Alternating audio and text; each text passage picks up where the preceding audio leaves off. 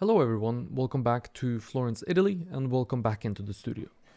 Today we're continuing with the female figure in the Chronos composition.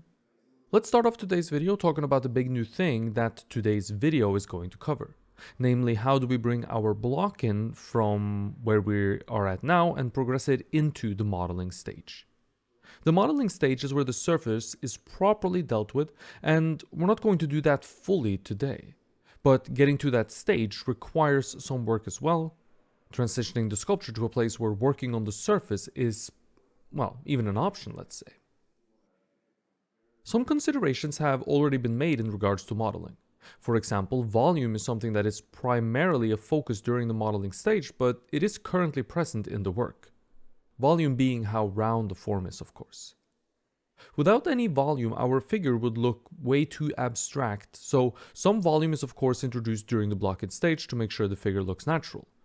The more you introduce, the less space you'll have, and there is a balance to be struck here between too much and too little. If the block-in is good, or at least at a similar level to what I have in front of me here, let's say decent, moving the sculpture forward into the next step can actually be rather easy. Most of the work here involves me using my fingers or a small wooden tool, in some cases, to add clay in between the forms, and this transitions them into one another. This is what begins to create a unified surface, and a surface that resembles skin in all but texture. It's not a guarantee that this is going to work, and it's working for me here for a few very important reasons. Number one is that the drawing is good. If the shapes were badly drawn, then this step wouldn't work. The shapes are placed well, proportioned well, and the shape design is decent enough so that I can do this. But that's not enough for this to work. Plenty of pieces have been drawn well, only to have this step here eliminate all the drawing and flatten the piece out. This is not usually because too much clay is added into the transitions, by the way, but because there are issues with the way the forms are presented when clay is added into the transitions to begin with. The issues are complex, but in essence, it is because the forms lack volume and they are stacked too tightly together, not leaving us with enough room in between them for a transition to exist. The technique here is pretty simple, frankly. Working within the borders established, do not add volume, do not add width to the contours, try not to adjust the drawing of the shapes unless you intend to. Clay is only added into the spaces between the forms either by hand or with a wooden tool. This really depends on the space available to do the work. When the clay has been added in between the forms, I'll then run my rake over the surface going across the grain of the form to blend the forms together, as it were. I'm actually not doing a lot of blending, but instead unifying the surface in texture, more or less. The clay added into the transitions is the thing that should do most of the heavy lifting when it comes to blending one form into another, not the actual raking action. There's no rule that says this work has to be done with the rake, by the way, but that's just my preference. The work being done with the rake could just as easily be done with a wooden modeling tool, for example. Raking across the forms is something I do think is a bit more vital, however. By working across the forms, you will find that more volume is kept intact and that the shapes of your forms are less damaged. The drawing is kept intact, essentially. It's not a new invention by me by any stretch of the imagination either. Michelangelo left plenty of works unfinished, and you'll be able to see a very similar pattern in a lot of his marble figures. As I said, this works for many reasons.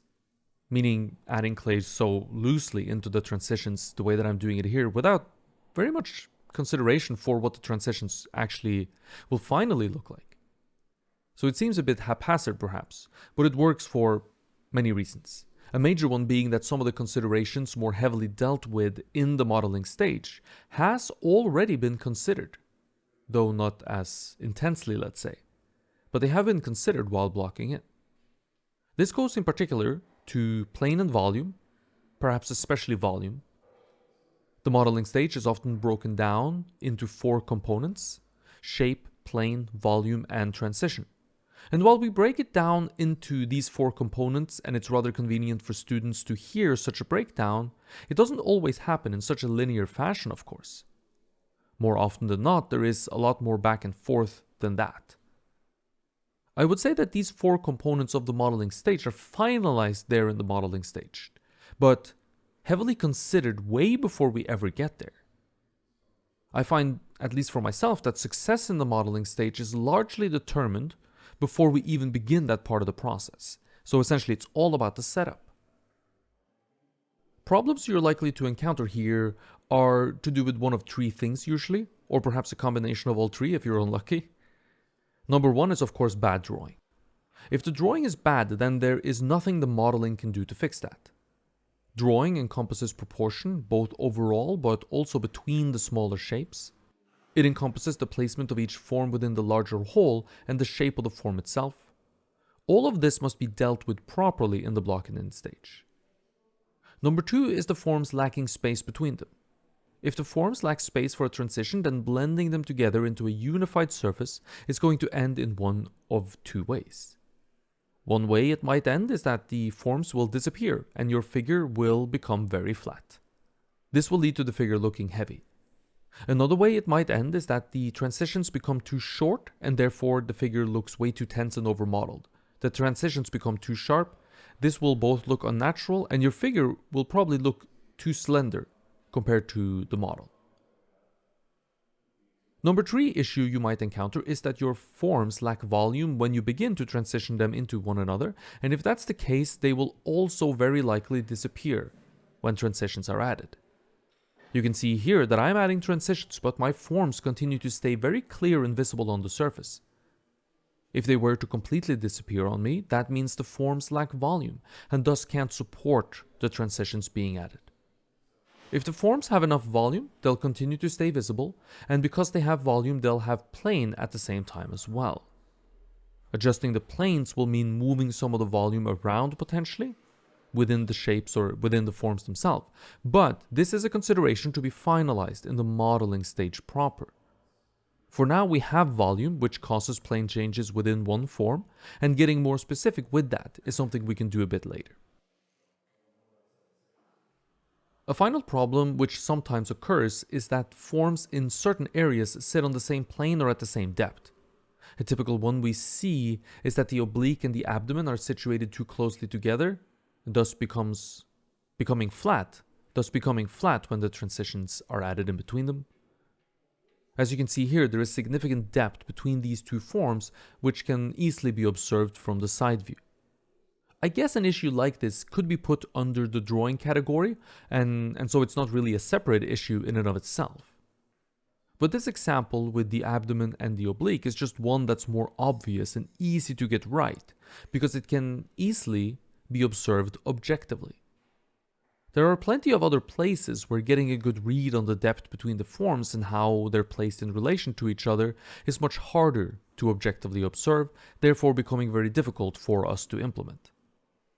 Where possible, it can be useful to get a bit more depth and movement between the peaks of the forms, how the forms themselves relate to each other in a topographical way, as this will lead to a more exciting surface.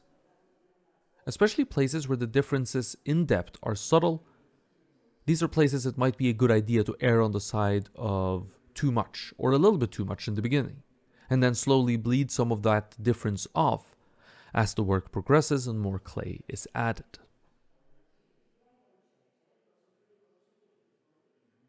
One thing that's difficult for students to balance is where they place their attention, or how they place their attention. When it is time to zoom out and focus on the whole, and when is it time to dial it in and work in smaller sections for longer. As always, there is no rulebook to follow here, and you must let the work and your own tendencies dictate what you do. I'm trying to zoom out here often, stepping back and observing how what I've done functions within the whole. At the same time, my attention is focused in a smaller area, meaning that I'm not trying to work everywhere at once. I need to work carefully in one area to make sure that this one area is well done. Spreading my attention everywhere tends to leave us in a place where nothing is well done, and it's all a bit of a mess with nothing feeling like it's getting anywhere. So while I do step back and observe the whole, even though that's been cut out of the video so you're not just sitting there while nothing is happening, I also work very concentrated in one smaller area until I think I've achieved what I set out to do in that area.